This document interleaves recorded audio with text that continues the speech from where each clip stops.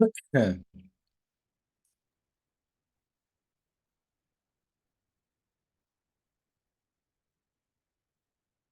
Alrighty, folks.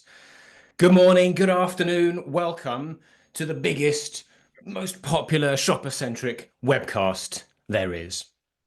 We'll fact check that afterwards, but I'm sure it's correct. How are you feeling today, folks? We got how many people we got out there already? We got 30 odd people already. How you doing? Give us a thumbs up or a suitable emoji to reflect how you feel this morning. Let us know how you are. All this afternoon. Or this afternoon. Yeah, yeah. No questions asked about that. Mhm. Can anyone hear me? I'm not getting much back from anyone. Oh, here we go. Thank you, Olivia. Just to let me know that we are actually broadcasting, we're live, and we're doing well. Uh, Great to have you here. Big welcome to the newbies joining us for the first time. If you're a newbie joining Insights from the R's, IFTA for the first time, give us an extra special icon or emoji in the chat, and an equally big welcome back to the regulars. It's good to have you with us again. Now, it's been a hectic couple of months, hasn't it, since we were last on air with you? Lots of talk about things like tariffs in the press. Is it a tariff? Isn't it a tariff? We'll test the water with you all on that in just a moment or two. And of course, big week for Donald Trump. Donald Trump questioning in a very existential way, what are groceries? Did you see that?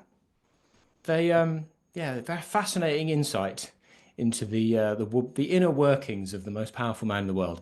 They do come in a bag and they are food.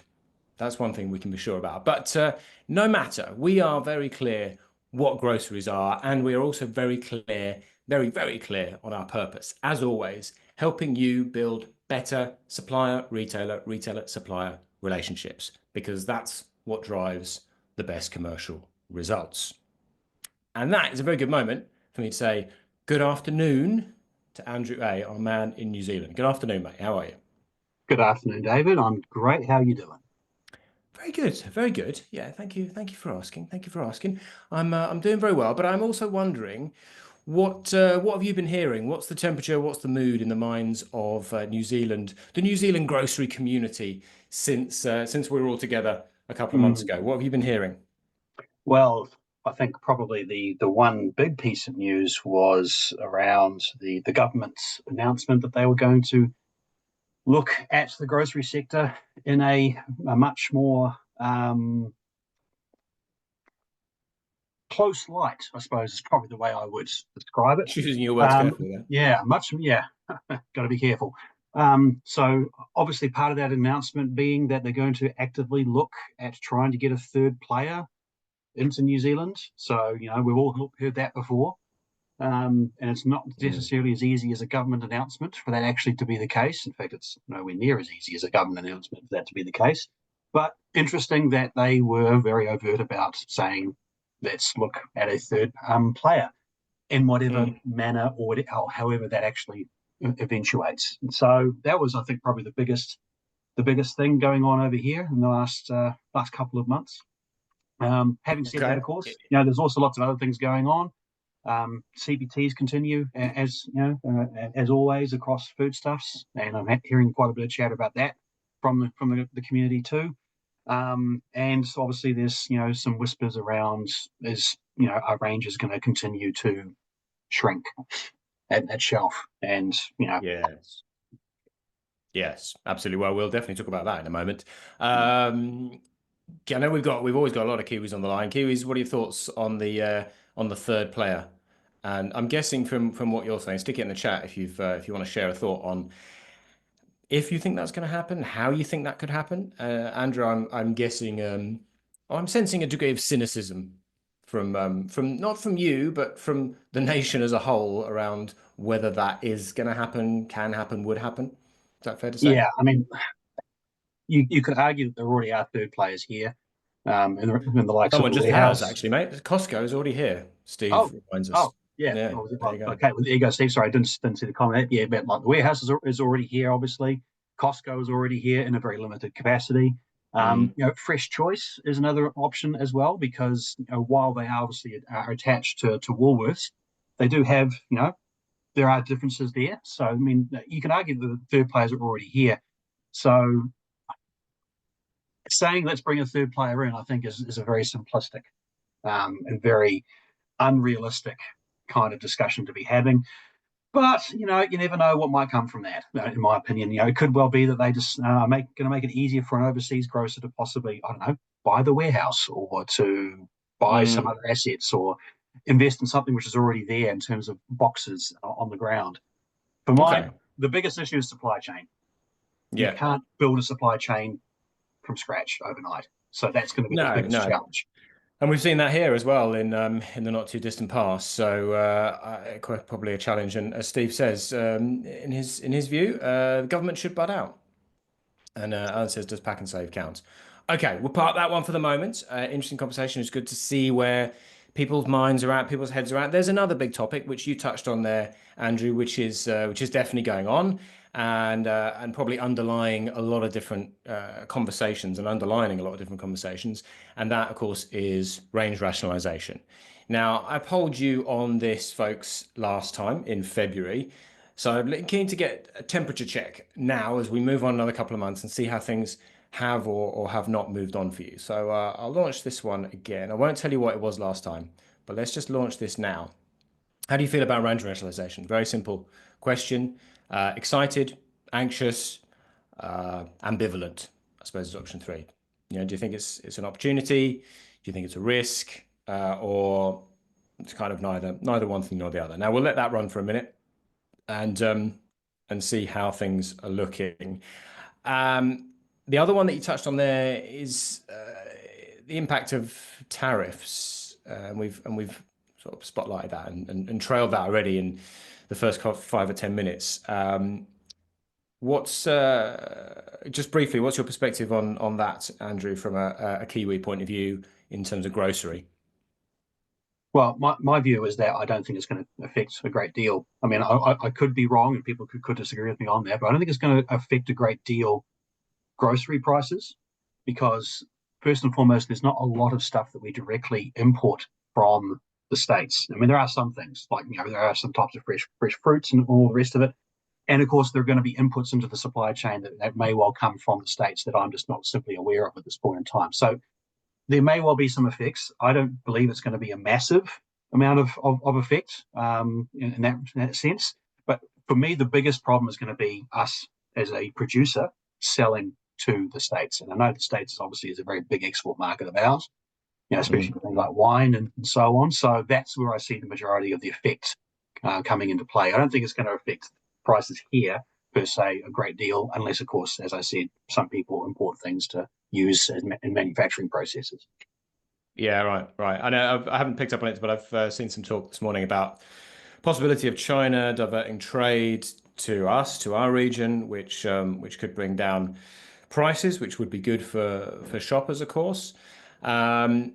Largely, I mean, it's something that we're interested in, largely something that probably very few of us have much control over. And there's a reason why I say that is because I want to bridge into this. So I'll end the poll and give you an update, and I'll share the results quickly. So in terms of range rationalization, what have we got this month and this time around? Excited, 11% of you excited. Okay, 58% anxious. Now that's up from 54% 2 months ago. So up a little bit, not massive, but up a little bit. And 1 in 3 of you kind of nonplussed by the whole thing to some extent or another. So a little bit up, and there's clearly nearly 2/3 of the audience has some level of anxiety, and that is completely understandable. But I guess look at it from this perspective, thinking about it purely pragmatically, it's going to happen regardless of how we feel about it. And the same with tariffs. This stuff is going to play out regardless of how we feel. There are definitely going to be some tough conversations, and this is where we bridge into the whole purpose of this session and the whole reason why we exist. Those who are the most collaborative, they're in the most collaborative positions, those who are joined up the most in terms of their trading partners will probably do the best out of all this. So I kind of start here where we intend to finish by giving you that confidence to keep those conversations going, because this and today's session is all about good retailing. It's all about partnership. It's all about being prepared, and it's really about executing well, regardless of what happens here, regardless of what happens over there, regardless of the pressure on range, putting forward the best recommendations based on solid insight into shoppers' needs is one way or another going to put you in the best position. And on that, we're going to get into our first example for today. And it's one of Andrew's. And if you haven't been with us before, by the way, you know the shtick is we dig into all the stuff that Andrew and I have posted on LinkedIn in the last 2 months. We look at what's performed really well. We look at what's got a lot of traction and a lot of commentary. And then we pull that out and we have a conversation about it. And if you're one of those businesses that we've discovered has booked a little room in your office or a big room and you're all sitting there together having a chat about this stuff, fantastic. That's really, really wonderful, beautiful stuff to hear. And perhaps if that is you, maybe the head honcho can let us know in the chat how many people you've got in the room, because it'd be great to know how many additional people we've got listening in. And I'll go and share the screen and put this one up on for you. And Andrew is going to take it away. What have we got? AA. That one. Absolutely brilliant. Okay, so what we have here is one of those moments when you're in a store and you're just having a look around and you sort of say, oh, okay, I'm not really seeing anything different, and then suddenly you see something which makes you go, that is so simple yet so brilliant. And that was the reaction that I had when I saw this available chilled sticker in a Fresh Choice store in Christchurch when I was down there a couple of months ago. Now, the reason why I love this so much is because it is being overt to a shopper. It's not being subtle. It's not being, reading between the lines. It is actually telling a shopper that this product is available chilled. And when you think about it, that is very, very simple statement to make. But how often do you go into a store, you walk in, you're thirsty, you want something to drink straight away, and you're scouring the fridge is up the front and you can't find the thing you're looking for, so you kind of give up and maybe you go somewhere else to go get what you want, or you don't realize maybe that you're actually thinking, oh, it actually might be nice to have a bit of a drink now. I'm feeling a little bit parched, but what actually is available? And then suddenly you see something like that and go, oh, I really love pump berry water and it's also chilled. Brilliant. So it's speaking to a whole bunch of things, which basically, made me really, really happy to see this kind of activation in store. I know it's really simple, but it can do so much to change somebody from basically being in a mindset of, I might, if I see it, to going, oh, it's here, brilliant, I love it, and I'm off. So there's mission-based shopping here. There's occasion-based shopping here. There's clearly dual location happening here, which is another way to mitigate against, we spoke about at the beginning, range rationalization. It's another way to mitigate against that, to actually get people to understand that it isn't more in one place in the store, deliberately so, and that can insulate you in some respects from the pressures of maybe reducing, your level of visibility at the main location. So, Andrew, can I ask you a quick question before you go on? Oh, I was done. I was about to say, what do you think about it? That's what I want to say. Perfect. Well, interesting question from Emily Tipping. Thank you for the question. Any insights on how many consumers prefer chilled water versus ambient? Yeah, what's your thought on an angle on that? Well, the thing is, right, is that it ranks extremely highly on several metrics, which suggest, obviously, that it is being bought for immediate consumption. So water, and there's a few stats here I can just rattle off. So it's the 11th highest category on being bought for snacking. It's also the 23rd highest category for being consumed immediately. So in other words, you buy it and you walk out the store cracking it and you start drinking. However, it is also the 16th highest category in New Zealand about being bought for stocking up. So it is clearly a coin toss as to whether or not water is being bought straight away to consume, or whether it's being bought as a pantry stocking or a fridge stocking mentality. But either way, it ticks the boxes, right? Now, for something like pump berry in singles, that's probably more about single consumption and immediate consumption right away.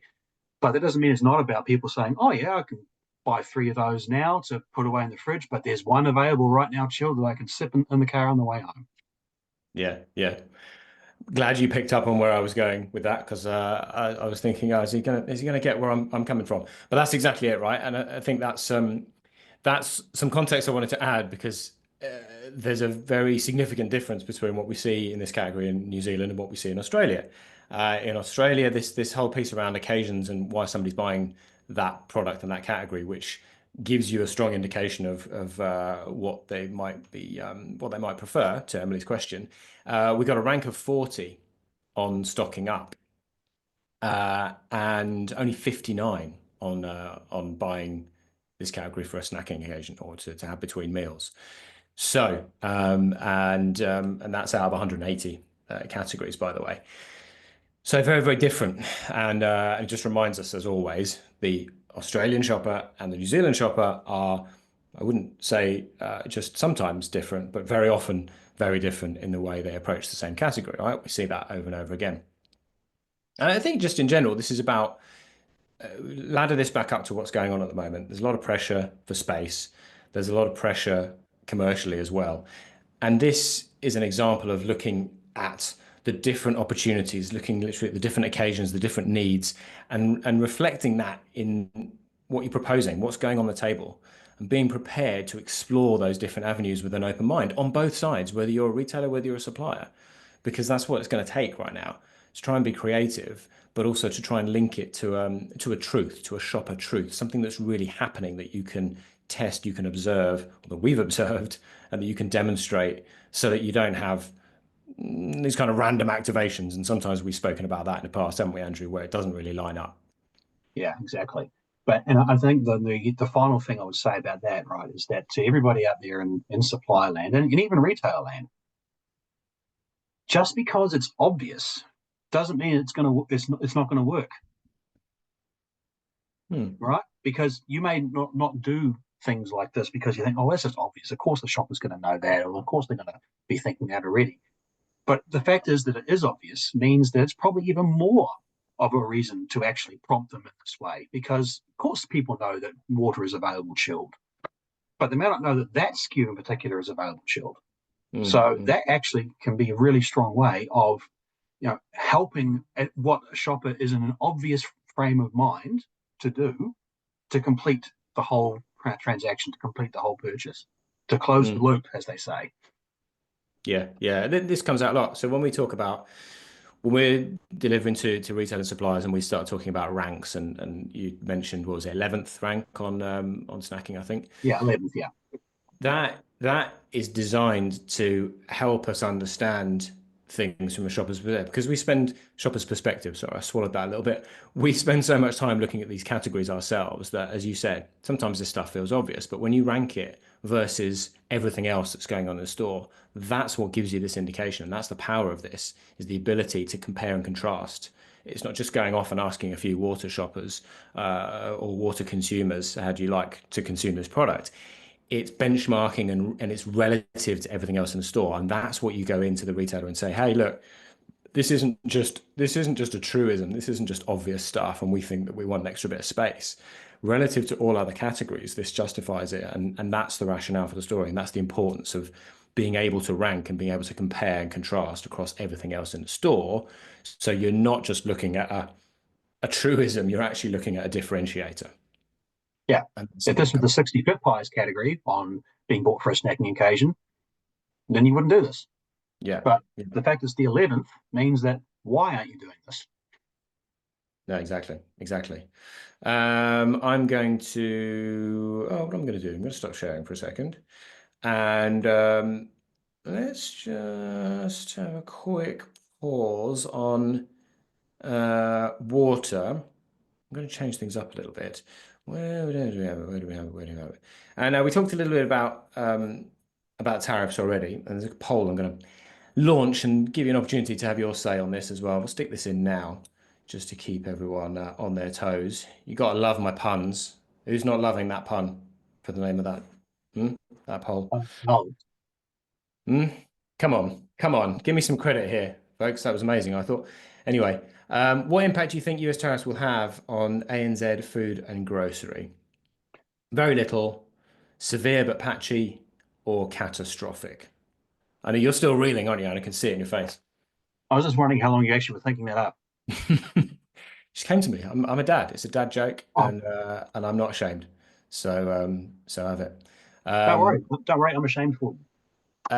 Emily, you're very welcome. I hope that's helpful. Tell us your thoughts. What are your thoughts on that last activation that we showed? Emily, let us know.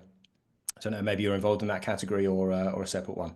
We'll leave tariffs running for a little bit longer, and we're going to head into number two. And it's also an Andrew example. You've had a lot of good stuff in the last couple of months. So what have we got here? This one is specifically related around Easter or in the run up to it. I haven't got there, but Yeah, so this was a couple of displays I saw in the same store, and in the heat in the thick of the Easter trading period, which obviously is still running now because we're still going to what 10 days or so before we get to Easter. But when I went into store on this day, these were pretty much the only two off-location displays that I actually saw that weren't Easter related in some way, shape, or form, through like being eggs or being some other kinds of chocolate or toys or whatever. So that for me was a big tick to begin with. But for mine, when I actually looked at these, I realized that both of these displays are actually grabbing attention in different ways. And the way that they're grabbing those attention in different ways actually speaks to the way that the shoppers actually shop these categories. So you got the dishwashing product one there, the Finish, which is, looks like a sink, which I think was a really nice touch. But that wasn't so much what I was, thrilled about. It was the fact that there was actually, if you look at, there's no branding on that at all. It's just you're out to win a Bosch dishwasher with a little, tap sort of faucet thing in the background and a nice big price ticket. But even on the sides, there was no branding. There was nothing there at all which said this is Finish, because it was made to look like a sink. And that was fantastic, because planning on brand in this category is actually not very high. So it's more about people planning just to simply to buy the category as opposed to having a specific brand in mind when they're doing that. But what they do plan to do is they plan to buy on brand. And this is actually the 5th highest category in all of New Zealand grocery where they plan to buy on price. So this display is talking exactly to the way that a dishwashing product shopper is buying the category. So that's fantastic.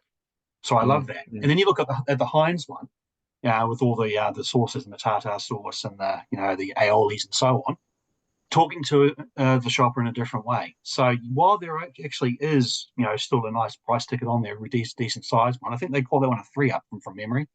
Back in my days of when I actually used to work on shop floors, this branding is quite significant. And that is actually because in this category, they are planning to buy a specific brand. The rank there is 17th.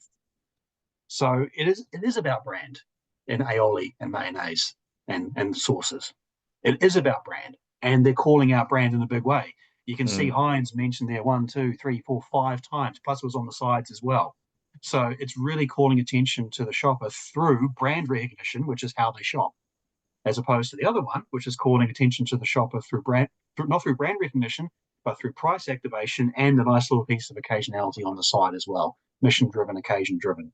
So the key to this really is that if you are in a position to try and stand out in a really high period of off locations being at a premium, that's how you do it. You look to how the shopper shops the category, and both those brands did a fantastic job, which I thought was worthy of calling out. Yep, like it. What did you call it? A 3-up? Yeah, 3-up. So I used to, when I started my career, I used to work on the shop floor at my local Woolworths. Yeah. And the 3-ups were the tickets were basically an A4 sheet of paper, and you could fit 3 of them on there. So it's called a 3-up. So I'm pretty sure that's a 3-up. They might not call it that anymore, but hey, back when I was a teenager, that's what they were called. All right, I haven't heard that one before. New one on me. Okay, well, I love just visually the sink is pretty cool, isn't it? I like that. Brings it to life. There's a really big takeout for me on this one, and again, it's the difference between Australia and New Zealand. Dishwash as a category ranks, and dishwashing products rank 85th in Australia on being bought from a secondary display, and then flip over on the other side of your image, mayonnaise ranks 65th on planning to buy a specific brand. What was it in New Zealand? 17th. Okay. 17th in New Zealand. Shopper plan specifically. I've got that brand in mind. All the way down at 65th in Australia. Massive takeout. And this does happen from time to time. People looking to, and I understand, economize somewhere, but you for the other would be Could be I've got catastrophic. Maybe catastrophic is too extreme. I just saw that on the poll just here, but it could be very, very damaging in terms of the strategy or the tactics that you're trying to roll out, right? So that's one important thing. And yeah, I just think some great points. And just what strikes me is the simplicity, and and again thinking. I think your initial point was okay. We've got all the Easter focus and the Easter energy and the Easter categories massive, but we think broader than that. Think about the other occasions that continue to be relevant for shoppers week in, week out. And that's why you get great opportunity. I don't know if there's anyone on the call that had anything to do with this, can elude without giving specifics around how performance was or how this went. But it comes back again to this idea of we're in this is a long race. We're in this for the long run and the long haul. How can we pick out these different opportunities based on strong, solid insights? Not what we hear and we know from both sides of the table this happens, that it feels a bit random, it feels a bit forced, a bit too, dare I say it, a bit too brand led. But actually, it needn't be, because if we look across all 120 categories in New Zealand, 180 categories in Australia, we will find those specific opportunities. It might be the dual location, it might be the secondary display, it might be to be brand led, it might be to be something else, lead with pack, it might be lead with premium. On and on and on it goes. And every single category, I guarantee you, every single category has its story. And if I was pressed, Andrew, tell me what you think. I would say half the categories out there at least are not leveraging that storyline.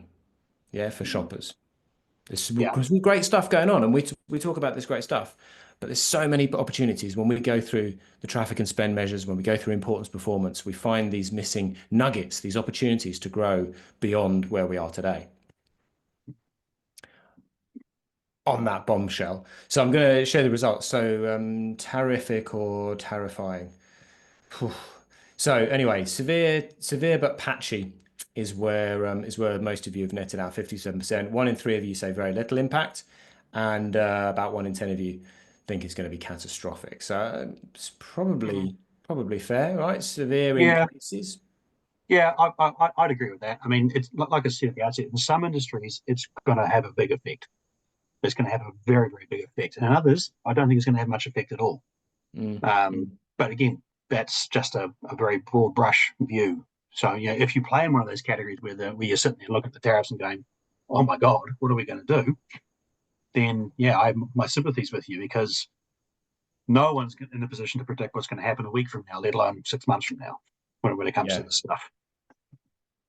Okay, folks, it's a quiet morning this morning. Not haven't got as much chat as we've had last couple of times. So I'll throw out a question, and I'm coming back again. If you happen to be in a room with a bunch of your colleagues and you're having conversation right now, would you care to share with us one topic, one question, one thing that's been raised by the group? It could be a comment, could be a question, could be a build, could be a challenge. Stick it in the chat for us, and bring it to life. There's one thing that this is all about, and it is about conversation, discussion, putting these different ideas on the table. So if you're in a room with your colleagues at the moment, having, as I know people are, good conversation and pushing these ideas around, let us know what you think. Tell us in the chat what's going on in that room, such as you can share with us. Now, the other thing I was going to add as well, the I commented on, Andrew, you know, the fact the Kiwi shopper is not the same as the Aussie shopper, very, very clearly. The other thing that both you and I have had the opportunity to do over the last month and 2 months is speak to a lot of retailers. And certainly I'll ask you the same question in a minute, but there's a very consistent theme that's coming through. And that is that there is not enough focus on the customer right now. And by that, I mean the Coles customer, the Woolworths customer, the Chemist Warehouse customer, the Liquorland customer. The short-term view around commercials may lead you where you want to get to, but what we're hearing more often than not is that actually that's taking people away from where shoppers want to see them. And now this is not an attack. It's not an attack on retailers. It's not an attack on suppliers or on anyone's capability. What it is very much is a call to action. And I hear this from both retailers and suppliers who want to get together around shoppers' needs and do a better job for them. What's the angle you'd put on that? Anything different or anything to add, Andrew, around what you've heard out in the industry? Yeah. Yeah, I mean, it's always a balancing act, isn't it? So there are periods where the retailers seem open to every single idea that you bring to them, and they're willing to try anything under the sun. And then there's periods where that's much less the case. And it does feel like at the moment over here as well that we're in one of those periods where it's much more about them trying to do things that they want to do and want to focus on, and a little bit less about the other side of the coin, which is perfectly fine. I mean, if they have their own challenges at the moment and their own things they're trying to achieve, then that is fantastic.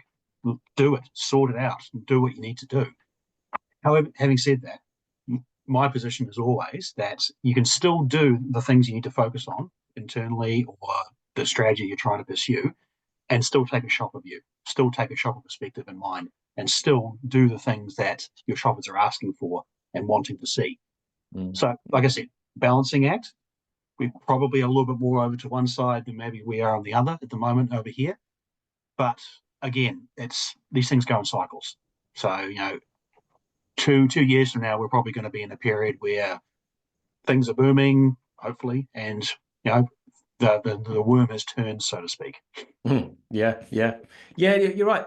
Again, that reminds me the number of times that I hear, and this is right across the board, but the number of times I hear people go, "Oh God, I wish we'd brought this into the plan sooner. I wish we'd thought shopper before. We've just done the category review. We've just done the category plan. We've just done the annual plan.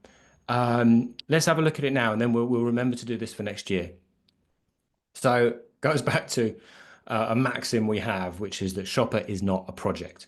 It's a project if you want to embed it and embed shopper insights in your business planning right from the word go, so that you don't find yourself sitting there going, "Oh, crikey, we should really have looked at this 6 months ago." It's never too late, but it always serves well to bring it in as early as possible, because then, to your point, Andrew, it's not mutually exclusive. This is your guiding star that gives you the indication of where are the opportunities and where are the challenges. And by the way, thank you very much. Loads of people have responded, put loads of stuff in. And there was one out there from a certain Daniel Jordan. Was there? Yeah, I there didn't see was. it. There was. Commenting, thank you, Dan, for putting that in. Defending premium during a cost of living challenge. Ooh, yeah. Fantastic comment. Fantastic conversation. And this is again where it comes back to, well, what are you actually trying to defend? Are you defending something that your shoppers in your category, in your part of the store, have a particular interest in? Is this something that they over-index on? Is this something that they value? Or are you just, are you trying to defend something because it's good for your brand? I don't know the circumstance, so I'm not critiquing, but just giving you these two perspectives. And then the other one from Sachin, thank you very much, conversation re cost of living crisis. So the two are very closely linked potentially. And many times we've talked about the importance of enabling shoppers to identify value, which is different to giving shoppers cheap stuff. Yeah, it's not the same. One is value for money, one is pure value, cheap price. We have countless, dozens, numerous occasions, category by category, in which it is, and very much so across liquor, by the way. I haven't spoken much about liquor today, but very much across liquor.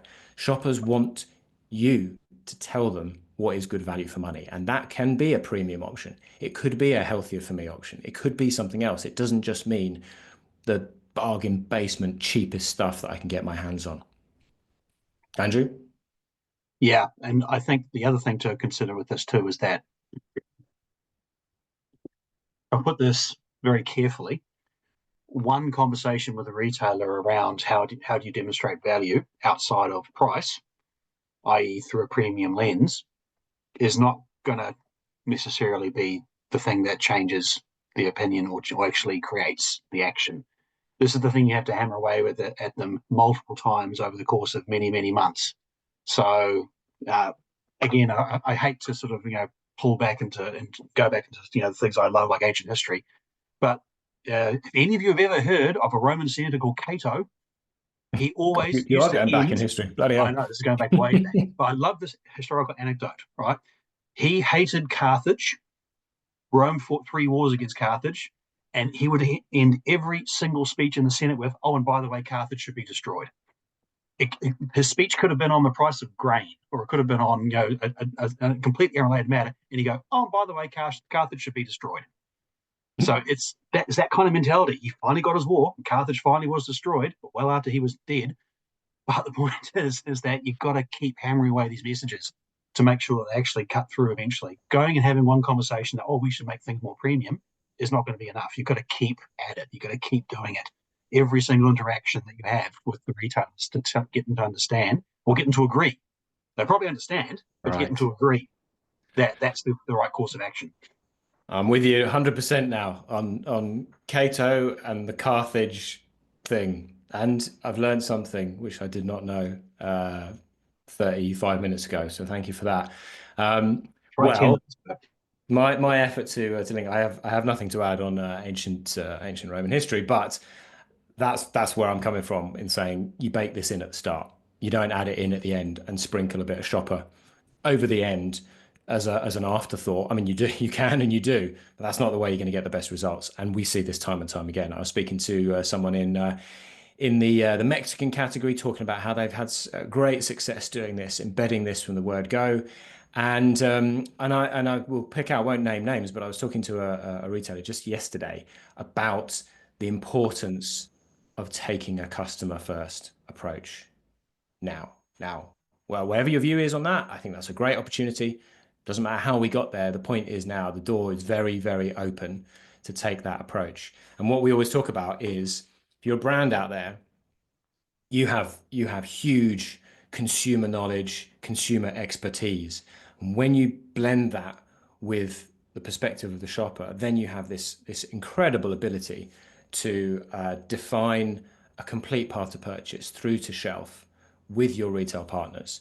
And that is when the really good stuff happens, is blending that consumer knowledge and wisdom with that shopper requirement, that shopper need and that shopper mindset. Okay, we got one to go.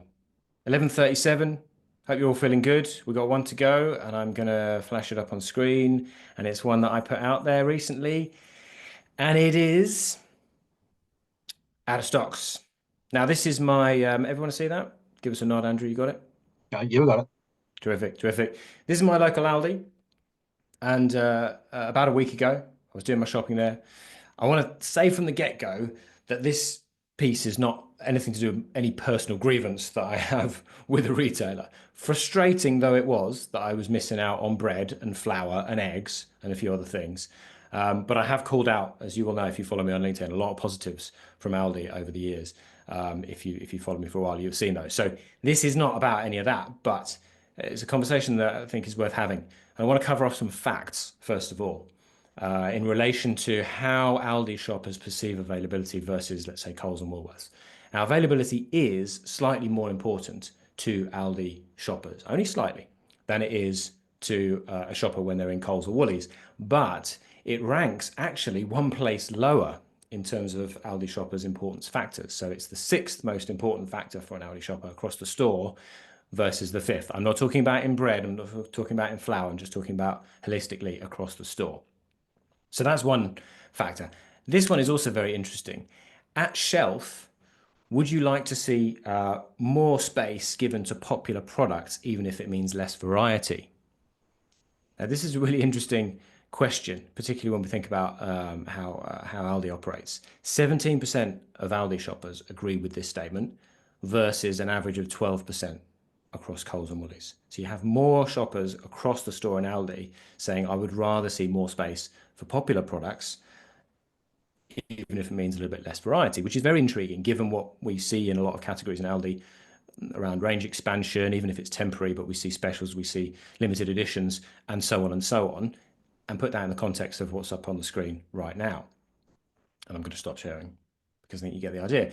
And the last one I'm going to pull out here is, and this is a big one, as far as Aldi is concerned, 18% of Aldi shoppers, if they couldn't find the product they were looking for, would walk away and go to another store. 18%. Only 1 in 10 Coles Woolies shoppers said they'd do the same thing, which is walk away.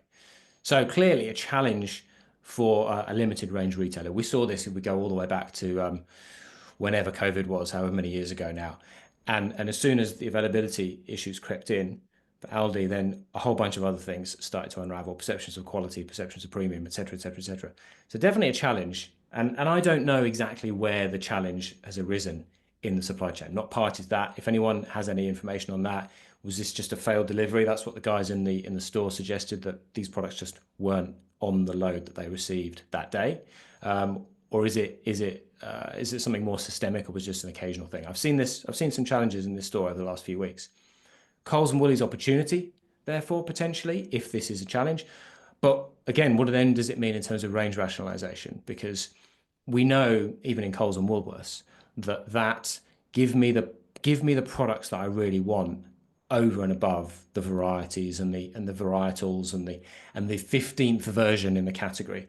That scores very high in a lot of categories. I'm just going to pause there. You're looking very pensive, Andrew. What are your thoughts?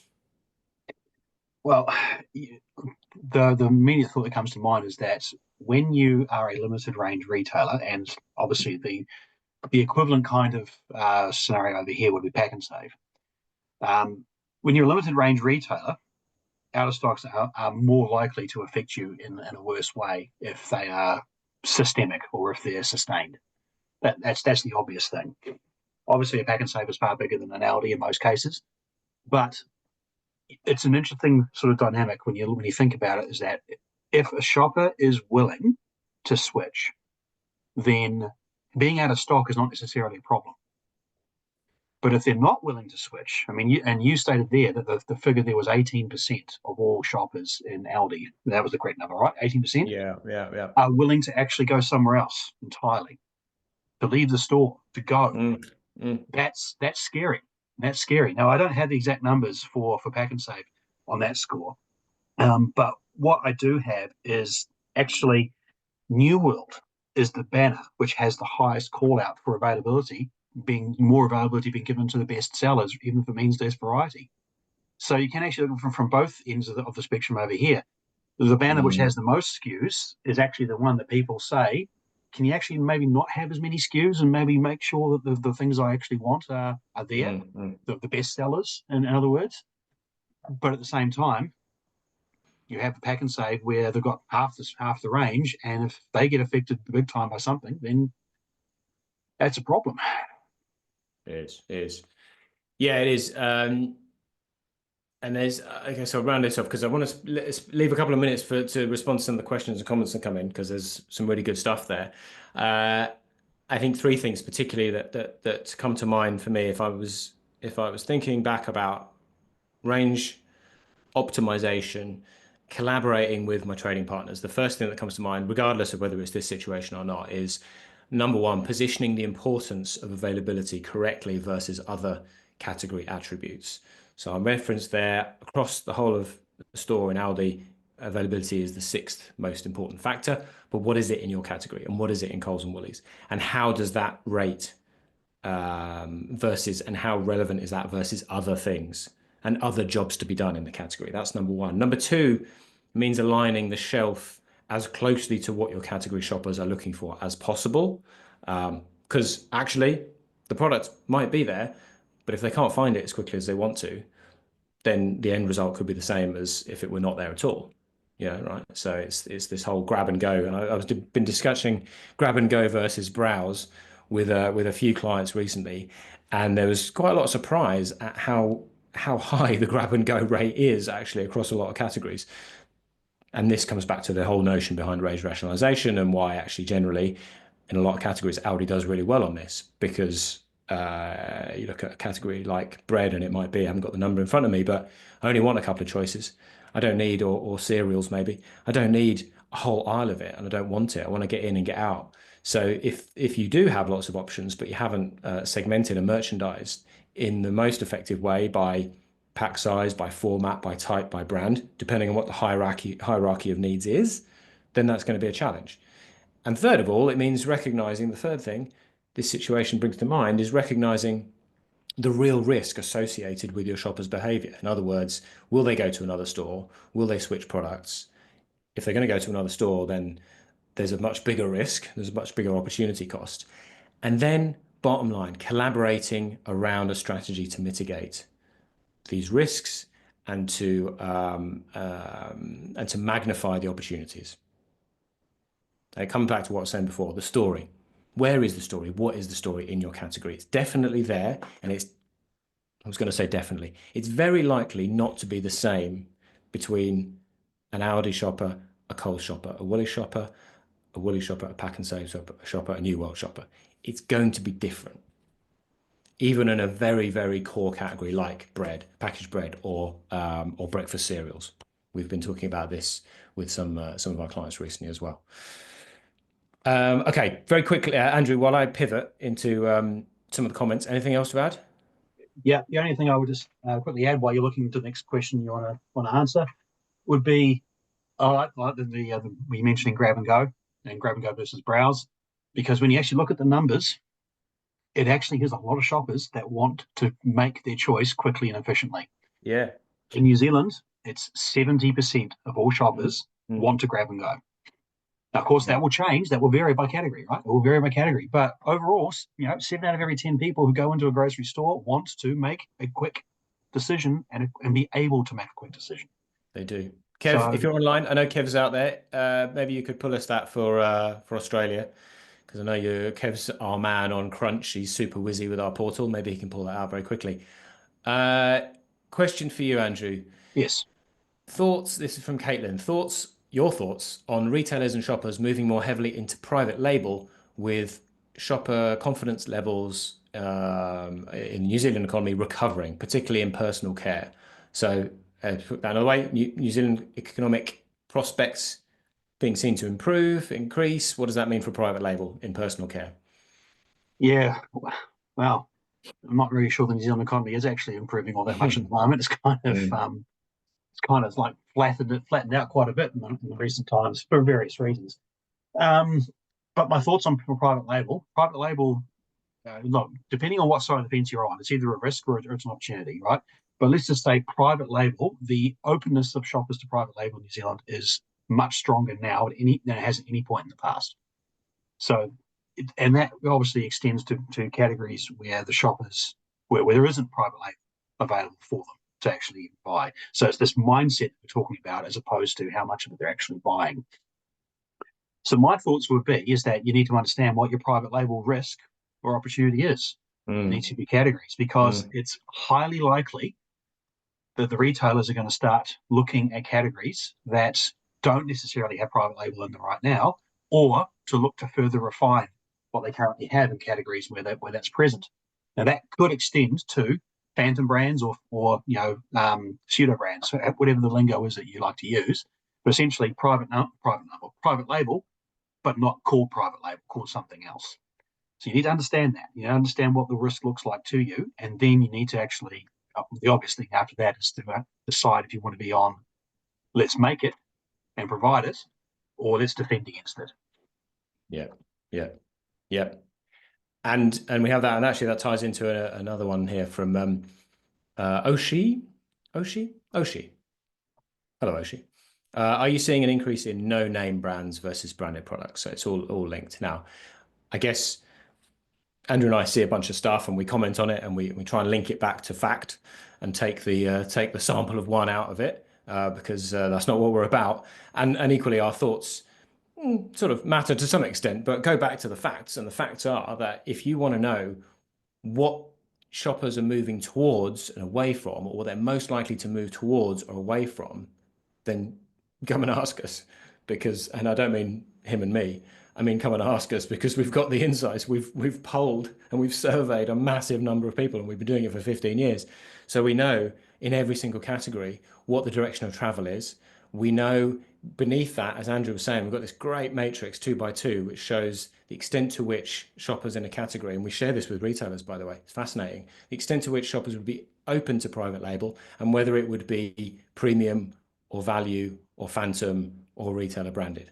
So all of that is there. And then, so that's not an issue. Trying to work that out, it shouldn't be where you spend your time. What you spend your time doing is coming up with a strategy that that plays into that. And it might very well be, if you look at your brand, your category could be, we've seen this before, your category could be moving away from brand planning, but actually your brand is an outlier there. And again, you want to get into that level of detail, be able to put that on the table in front of your retailer and go, hey, look, okay, understand where the category is going. Private label willingness is increasing. We understand that. We're pragmatic. We want to work with you. Look at what shoppers who bought our brand said. Because they said that they were more focused on brand, and it has been a case in the past that they're more focused on premium, and that's your answer around premium. Not saying that's going to be the case in your category, but it is 100% possible to get to that kind of story. And that means you're not going in there with what went through the till last month, with what was in the basket only, important though those are, but you're going in with something that moves the conversation forward and looks at the collaboration and the growth of the category as a whole. Do we have time for one more? Yeah, we'll have time for one All more. right, let's see. It's all about New Zealand. Question about independence. New Zealand independence. Does New Zealand have independence? Do you focus, your focus seems to be more on the majors. Thoughts? What have you thought, Andrew? Well, I mean, the focus is on the majors because the majors hold the vast majority of the market. Yes, there are independent retailers. I mean, there is, for example, there's Faro. There's as one example, because there's one just down the road from me, from where I live. But if you take the figures that I saw in a recent media report that stated that Woolworths and Foodstuffs between them have, I think it was 84% of the New Zealand grocery market between them. So potentially, if they sneeze, the rest of us catch the cold. So it's so that by definition we focus on the majors. Now, obviously, I mentioned Fresh Choice as well. They have a small market share, but they are a viable player as well. Yes, like I said, they do have linked to Woolworths, but I think they're probably around about 5 or 6% share of the market.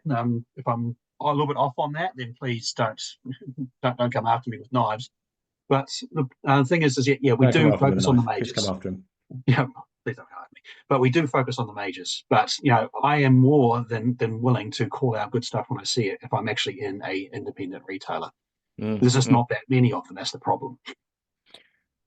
Andrew, thank you very much as ever. I'll punctuate that by saying if you're interested, and you definitely should be, in independence in Australia, then come and talk to us. We are collecting data for IGA right now, and we are talking to those shoppers. On that, one last thing to offer you. If you are interested in an example of that private label matrix that I mentioned, put PL in the chat now as a follow-up, and we'll get that out to you. Down straight on it. So we'll get an example of that out to you, and we will say thank you. Oh, I'm just looking at all the PLs coming in. It's distracted me slightly. So thank you again for joining us, and thank you for all your comments. We'll follow up. We'll email. We'll connect with you. Reach out to us if you'd like more. Follow these two gentlemen with their beautifully balding heads on LinkedIn if you want more shopper truths to fuel your growth. And remember, it's in the diary for June the 4th, next Insights from the Aisles, the next IFTA webcast. Until then, cheers, Andrew. Yeah, thank you, David. Take care, everyone. Have a good week. Happy trading. Keep in touch. See you soon. Thank you, everybody.